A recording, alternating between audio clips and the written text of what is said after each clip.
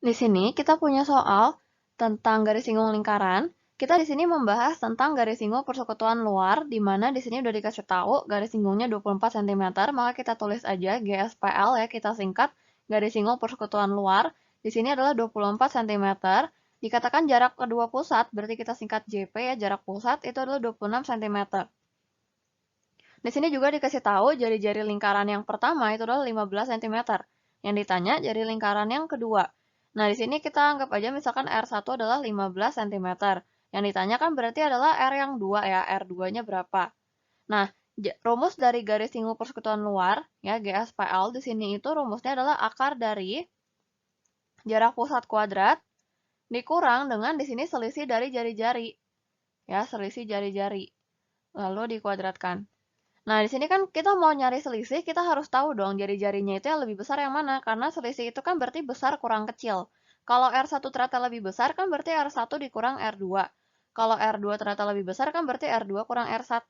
Nah, karena di sini kita belum tahu, jadi kita ambil bahwa di sini selisih jari-jarinya, ya selisih jari-jarinya, kita misalkan aja ini adalah X, di mana ini tuh ada dua kemungkinan. Jadi bisa R1 min R2, bisa R2 min R1.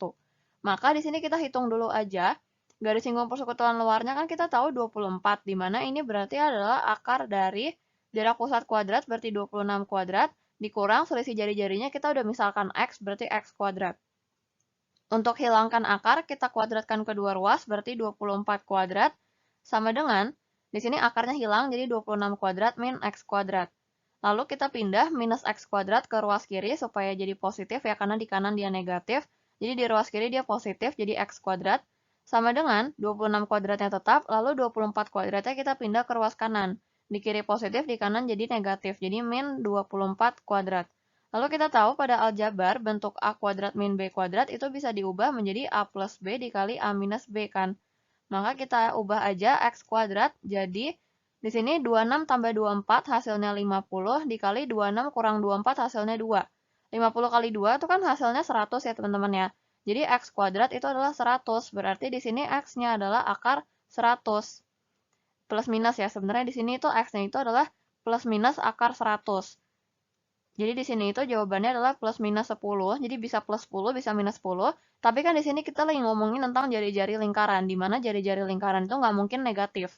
Jadi kita ambilnya yang positif. Jadi kita sepakat di sini X-nya adalah 10. Satuannya adalah cm.